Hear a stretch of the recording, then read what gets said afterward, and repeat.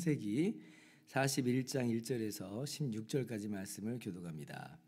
만 2년 후에 바로가 꿈을 꾼즉 자기가 나일 강가에 서 있는데 보니 아름답고 살찐 일곱 암소가 강가에서 올라와 갈밭에서 뜯어먹고 그 뒤에 또 흉하고 파리한 다른 일곱 암소가 나일 강가에서 올라와 그 소와 함께 나일 강가에 서 있더니 그 흉하고 파리한 소가 그 아름답고 살찐 일곱 소를 먹은지라 바로가 곧 깨었다가 다시 잠이 들어 꿈을 꾸니 한 줄기에 무성하고 충실한 일곱 이삭이 나오고 그 후에 또 가늘고 동풍에 마른 일곱 이삭이 나오더니 그 가는 일곱 이삭이 무성하고 충실한 일곱 이삭을 삼킨지라 바로가 깬즉 꿈이라.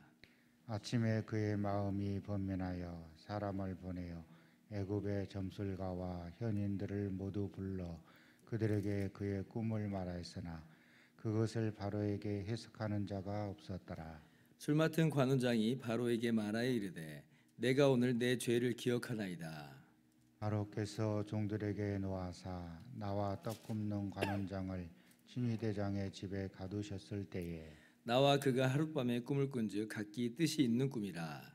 그곳에 친위대장의 종된 히브리 청년이 우리와 함께 있기로 우리가 그에게 말하매 그가 우리의 꿈을 풀되 그 꿈대로 각 사람에게 해석하더니 그 해석한 대로 되어 나는 복직되고 그는 매달렸나이다. 이에 바로가 사람을 보내어 요셉을 부르매 그들이 급히 그를 옥에서 내놓은지라 요셉이 곧 수염을 깎고 그의 옷을 갈아입고 바로에게 들어가니 바로가 요셉에게 이르되 내가 한 꿈을 꾸었으나 그것을 해석하는 자가 없더니 들은즉 너는 꿈을 들으면 능히 푼다 하더라. 요셉이 바로에게 대답하여 이르되 내가 아니라 하나님께서 바로에게 편안한 대답을 하시리이다. 아멘. 할렐루야. 하나님의 크신 은혜와 평강이 오늘도 변함없이 여러분 가운데 가득 넘치기를 주님의 이름으로 축원합니다. 요셉이 술 맡은 관원장의 꿈을 정확히 해몽해 준 후에 이제 2년이라는 시간이 흘렀습니다. 요셉이요 처음에는 좀 설렘과 기대감 갖고 있었을 거예요. 야 이제 술 맡은 관원장이 나갔으니까 나를 꺼내주겠지 하는 그런 설레임이 있었겠잖아요.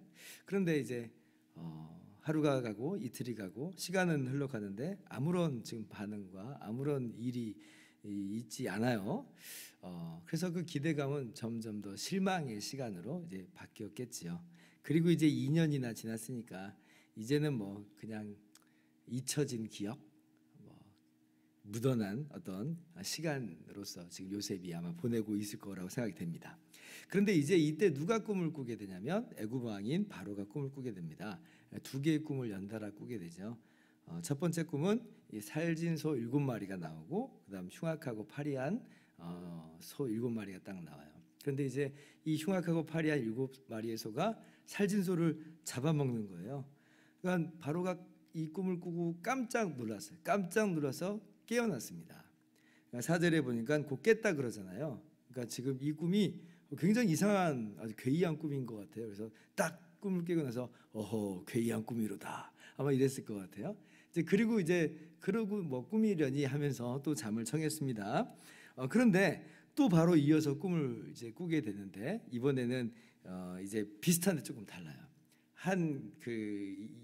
이제 줄기에 충실한 7 이삭이 올라오고 그런데 이제 또 아주 이제 동풍에 마른 시든 이제 또 다른 7 이삭이 올라오는 거예요. 근데 이 동풍에 마른 이 시든 마른 7 이삭이 충실한 7 이삭을 삼켜 버리는 겁니다. 그러니까 이제 바로가 또 화들짝 놀라가지고 또 깼죠. 이 꿈들이 너무 이상한 거예요. 근데 너무 생생해. 그리고 이걸 2번이나 연달아 꾸니까 이게 지금 뭔가 보통 일은 아닌 것 같아요. 그러니까 이게 뭔가 징조가 있는 뭔가 뜻이 있는 꿈 같은 거예요. 그래서 이 바로가 굉장히 이렇게 마음 가운데 이 꿈에 대한 이 부담감을 가지고 이제 깨어나는 겁니다. 그러니까 이제 사람들을 불러다가 이 꿈을 좀 해석해 봐라 이제 이렇게 나온 거죠. 오늘날 우리 믿는 사람들에게 있어서는 이 꿈이라고 하는 것에 대해서 아주 과도하게 이 관심을 집중할 필요는 없습니다. 왜냐하면 오늘날 이제 우리들에게는 하나님의 기록된 말씀인 성경을 통해서 우리 가운데 말씀하시기 때문에 그래요.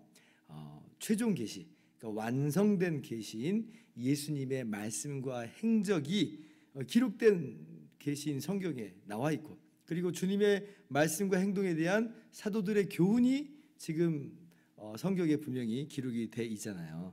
그래서 이렇게 성경이 완전하게 우리 가운데 주어졌기 때문에, 그래서 우리는 하나님의 뜻을 알기 위해서 뭐 꿈을 쫓아다닐 필요 없고, 이 꿈이 무슨 의미인가 이렇게 쫓아다닐 필요가 없어요. 오히려 우리는 기록된 하나님의 말씀, 성경을 들여다보는 것이고, 오히려 꿈을 꿨다 할지라도, 정말 징조가 있는 꿈 같은 그런 상황이라 할지라도, 이제는 뭘 비추어서 봐야 돼요? 이제는 성경을 비추어서 봐야 됩니다. 성경을 기준으로 해서 우리는 하나님의 뜻을 분별하는 사람들이기 때문에 그래요. 히브리서 1장 1절 2절은 그래서 이렇게 말씀하죠. 옛적의 선지자들을 통하여 여러 부분과 여러 모양으로 우리 조상들에게 말씀하신 하나님이 이 모든 날 마지막에는 아들을 통하여 우리에게 말씀하셨으니. 성경이 주어지기 전에는 하나님께서 선지자들을 통해서 말씀하셨죠. 때로는 꿈으로, 때로는 환상으로, 때로는 직접적인 음성으로 선지자들에게 말씀하여 주셨어요. 그런데 이제 이 마지막 날에는, 이 최종적으로는 누구를 통해서 말씀하시냐면 아들, 그러니까 예수 그리스도를 통해서 말씀하셨다. 분명히 성경이 교훈하여 주시거든요. 그러니까 우리는 최종적으로 아들을 통해서 말씀하신 것이 그게 최종판이구나, 이제 우리는 이렇게 받아들이고 그렇게 믿고 살아가는 사람들이. 그래서 꿈꿨다고 너무 놀랄 필요 없어요. 이 꿈이 무슨 뜻인가 너무 걱정할 필요 없어요. 이 꿈으로 우리가 하나님의 뜻을 알아야지 마치 정답을 아는 것이고, 그리고 그 꿈을 알아야지 우리가 바르게 살아가는 것이고, 그런 건 아니다. 오히려 성경을 통해서 우리는 항상 하나님 말씀에 이제 분별하는 사람들이고, 하나님의 뜻을 깨달아 살아가는 사람들이다. 꿈을 꿔도 성경을 비추어서 봐야 됩니다. 그래서 꿈에 대해서 지금 과도하게 의미를 부여하자, 이렇게 오늘 말씀을 적용하면 안 되는 거예요. 자, 그런데 구약 시대에는 성경이 지금 완성되어 있는 그런 상황이 아니니까 여전히 하나님께서 꿈을 통해서 하나님의 그 계시의 한 도구로서 꿈을 사용하십니다. 오늘 바로에게 주신 꿈도 그 마찬가지인 거죠. 그런데 이제 바로가 꿈을 꿨어요. 굉장히 중요한 꿈 같아요. 직감적으로 느낀 거죠. 근데 이제 이 뜻을 모르겠어요. 이걸 풀어야 뭔가 문제가 풀릴 것 같아요. 풀지 못하면 아마 큰일이 날 것만 같은 거예요. 이게 뭔가 징조가 있는데 이거를 못 풀면 이게 뭔가 문제가 생길 것 같은데 하는 위기의식이 이제 바로에게 있게 된 거죠. 그만큼 꿈이 강력했던 거예요. 그런데 이제 애굽의 모든 지혜자들을 다 불러 모았는데, 근데 아무도 이 꿈을 해석을 못합니다. 그래서 그냥 어떻게 시간만 흘러가고 있는 상황이 돼버렸는데, 근데 이제 바로의 신하 중에 한 명인 술 맡은 관원장이 문득 머릿속에 스쳐 지나가는 그런 사건이 있었어요. 왜냐하면 자기가 한번 꿈을 꾼 적이 있거든요. 징조가 있는 꿈을 꾼 적이 있거든요. 그러니까 딱 스쳐 지나간 사람이 또 딱 있죠. 요셉이 딱 스쳐 지나가는 거예요. 왜냐하면 요셉이 나도 그 꿈을 몰라서 전전긍긍하고 있을 때에 요셉이 들어와서 그 꿈을 해석을 해줬고, 그리고 더 놀라운 건 그 해석대로 다 돼버렸다는 거예요. 그러니까 요셉이 딱 떠올랐어요. 그러니까 근데 떠올랐는데 아마 이런 생각을 해봤을 것 같아요. 말할까 말까. 무슨 사막의 은둔자고 굉장히 유명한 사람이면 제가 한 사람을 아는데라고 이야기하겠는데, 지금 감옥에 갇혀 있는 히브리 청년인데 이 사람을 지금 얘기해도 괜찮나? 아마 이런 생각을 좀 했을 것 같아요. 내일도 아닌데 그냥 입 다물고 있을까? 괜히 문제만, 긁어부스럼만 생기고 일만 더 크게 만드는 거 아니야? 아마 이런 생각도 아마 좀 했을 수 있겠습니다. 근데 또 한편으로 이런 마음도 있었을 것 같아요. 이걸 좀 더 이게 바로 왕에게 연결돼 가지고 그 요셉이 바로 왕의 꿈도 해석해 주면 나하고 바로 왕과의 관계가 좀 더 밀접해지고 내가 또 신뢰를 얻고 신임을 얻고 아마 그럴 수 있지 않을까? 기회잖아요. 아무도 모르는 상황이니까. 그러니까 문제 해결의 단초를 내가 지금 제시하는 것에 있어서 바로 왕이 신임을 받을 수 있겠잖아요. 그러니까 이런 5만 가지 생각을 아마 하고 있다가 결론이 이제 어떻게 나왔냐면, 감사하게도 술 맡은 관원장이 요셉을 이야기하기로 한 거예요. 그래서 요셉을 바로 왕에게 이야기를 합니다. 뭐 그렇다고 해서 술 맡은 관원장이 뭐 굉장히 훌륭한 사람이다 이렇게 볼 수가 없는 게, 왜냐하면 지난 2년간 이 사람이 어떻게 했어요? 요셉을 까맣게 잊어버린 사람 아니에요. 그러니까 요셉에게 정말 잘해줘야겠다 이런 마음으로 한 것은 아니에요. 근데 이제 바로 왕에게 지금은 얘기해야 되겠다고 하는 생각이 들은 거예요. 그러니까 이 술 맡은 관원장이 그 2년 동안 까맣게 잊고 있었던 일을 기억해내고 또 요셉을 이야기하고자 한 것은, 그래서 이건 참 하나님의 이 섭니다. 하나님께서 이 술 맡은 관원장을 직접적으로 만지신 거예요. 안 그러면 2년 동안이나 잊었는데 굳이 지금 이야기할 필요가 없는 상황이었을 텐데, 그러나 하나님이 이제 하나님의 때가 되니까 이 술 맡은 관원장에게 기억나게 하시고 또 그리고 요셉을 이야기하게 하신다. 하나님의 타이밍은 참 기가 막히죠.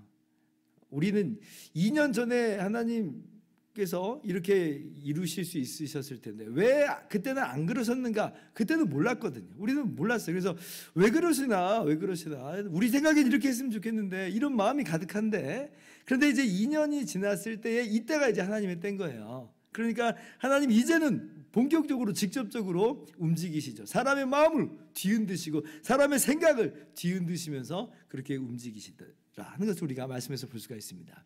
그래서 이제 요셉이 감옥에서 나와서 바로 앞에 서게 되는 거잖아요. 요셉에게 있어서는 생각도 못한 시간이었을 거예요.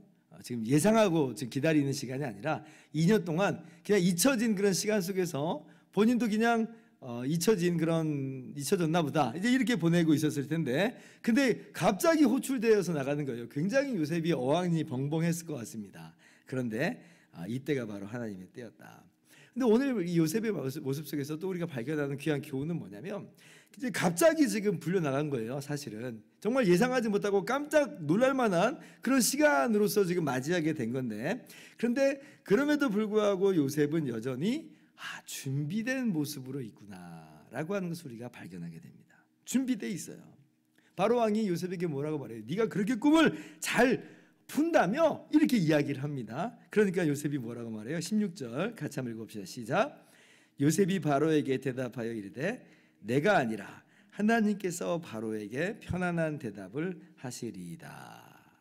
하나님께서 하십니다. 하나님이 알게 하실 겁니다. 하면서 여전히 누구에게 영광을 돌리냐면 하나님께 영광을 돌리고 있어요.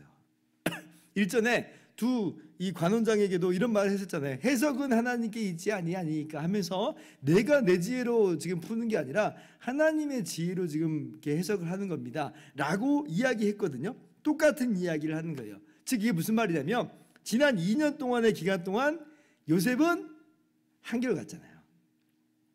한결같이 하나님을 신뢰하고 한결같이 하나님께 영광을 돌리고 있어요.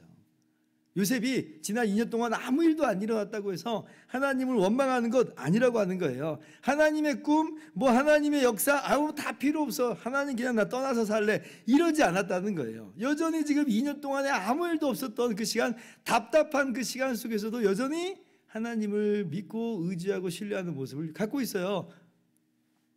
그래서 얘기하는 거예요. 제가 아닙니다. 하나님이 바로에게 편안한 대답을 하실 겁니다. 한결같은 모습이요, 준비된 이 요셉의 모습을 우리가 보게 되는 것이고, 이것이 우리에게 참 도전이 되는 거예요. 왜냐하면 우리가 요셉이었으면 2년 동안에 우리의 마음은, 우리의 자세는 어떻게 됐겠어요?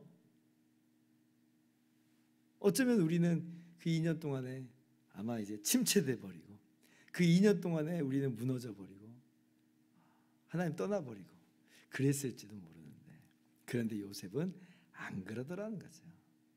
오늘 이러한 요셉을 보면서 우리가 좀 다시 한번 결심하고 결단하는 그런 마음을 가졌으면 좋겠습니다.